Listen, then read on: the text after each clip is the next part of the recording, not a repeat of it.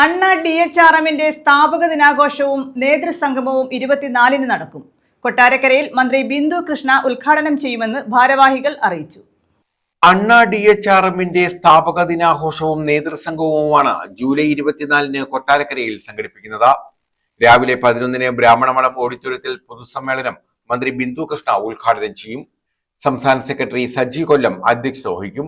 MM Naseer MLA വിശിഷ്ട അതിഥിയായി പങ്കെടുക്കുമെന്ന് ഭാരവാഹികൾ അറിയിച്ചു.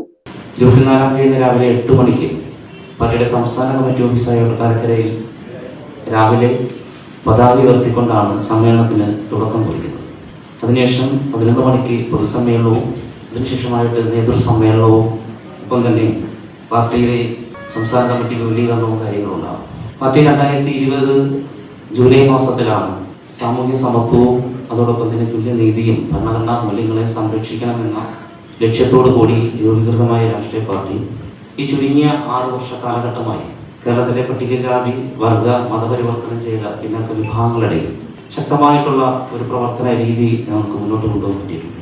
അതുകൊണ്ട് തന്നെ പാർട്ടിക്ക് നല്ല രീതിയിലുള്ള വേരോട്ടം സാധാരണ ജനവിഭാഗങ്ങളുടെയും ഉണ്ടാക്കിയെടുക്കാൻ പറ്റുകയും ഈ കഴിഞ്ഞ തെരഞ്ഞെടുപ്പിൽ പ്രത്യേകിച്ച് കൊല്ലം ജില്ലയിലെ ഒട്ടുമിക്ക മണ്ഡലങ്ങളിൽ പാർട്ടിയുടെ ഈ പ്രവർത്തനത്തിന്റെ ഫലമായി UDFിന് പിന്തുണ കൊടുത്തതിന്റെ അടിസ്ഥാനത്തിൽ മിക്ക സ്ഥാനാർത്ഥികൾക്കും വിജയത്തിന്റെ ഒരു ഭാഗമാകാൻ ഞങ്ങൾക്ക് കഴിഞ്ഞിട്ടുണ്ട്. രാവിലെ 8-ന് പാർട്ടി സംസ്ഥാന ഓഫീസിൽ പതാക ഉയർത്തുന്നതോടെ സ്ഥാപക ദിനാഘോഷ പരിപാടികൾക്ക് തുടക്കമാകും.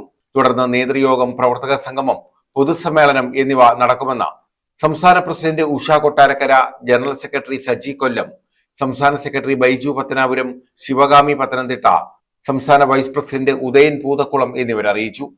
ന്യൂസ് ബ്യൂറോ, കൊല്ലം.